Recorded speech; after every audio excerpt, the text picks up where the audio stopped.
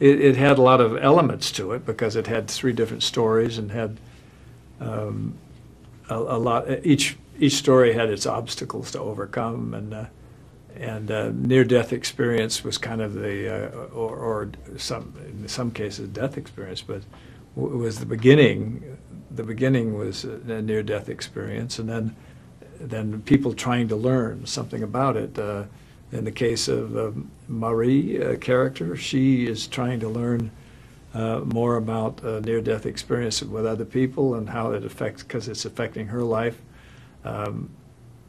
adversely in a way. And then the boy has lost his brother, so he's trying to make some connection, and because he's kind of lost without him. And the Matt Damon character, or George character, is lost. His whole life is become mired in this ability to see the afterlife, and I just think that the confusion, in each story, going back and trying to solve these stories is difficult.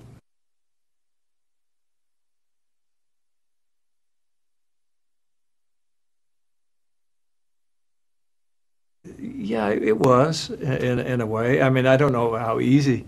They all have their little problems, but it was easy because each story was so specific, and they didn't relate to one another. They only relate to one another at the end. So you just attack the stories differently, and you try to frame them differently because they're all taking places in different parts of the world. Starting out with, we started filming in Chamonix, and then Paris, and then went to London, and then San Francisco, and then back to London again. So we were all over the place, the Hawaiian Islands, you name it. So so it might have been difficult to keep all that intact, but I think eventually, you store all the information, and hopefully it goes together at the end.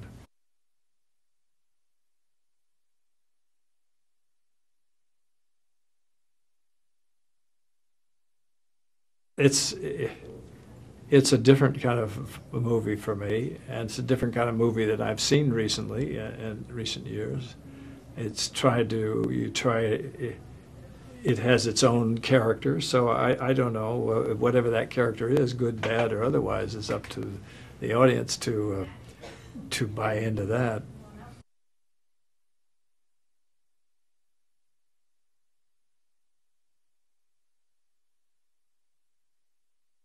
I don't know whether I've done it on purpose or it's just because of just a natural aging process. I've been doing it a long time, so eventually you start reaching out and looking for things you haven't done in the past. Because the idea of going back and doing, I know some people, there have been directors in past history who've gone back and actually remade films that they've made before.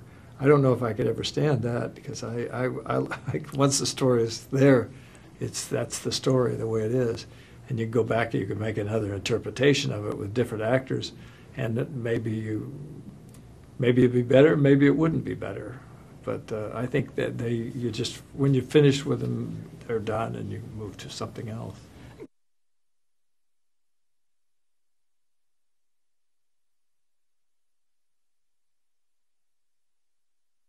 Well, if it had been a religious take on the story, he wouldn't have written it that way. I think the fact that he wrote it with that it had sort of a spiritual thing about it, and at least the potential was there for all that. I think it would have been very difficult to do it as a religious film, because though most religions seem to have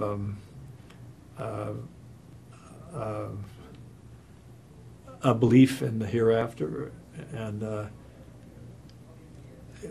I don't know if that might have been distracting if it had been approached that way. I think Peter Morgan sort of approached it like about the people, and about love and loss and struggling to get over all that, and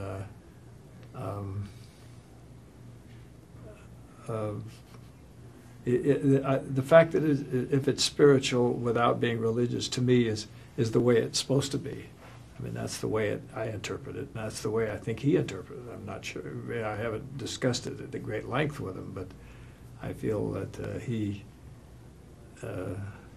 I'm not sure how he feels about hereafters and near-death experiences and what have you, except near-death experiences are easier to understand because people haven't really died. They've just sort of had a moment where they almost did, and some of them all seem to point to a similar kind of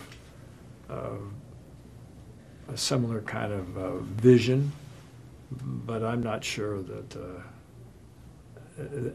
as far as going into the hereafter concerned, that's for people to draw in their own mind.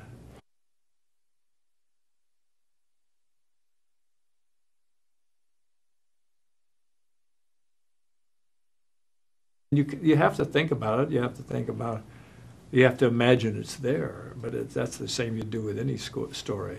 Is you have to imagine yourself in a situation that is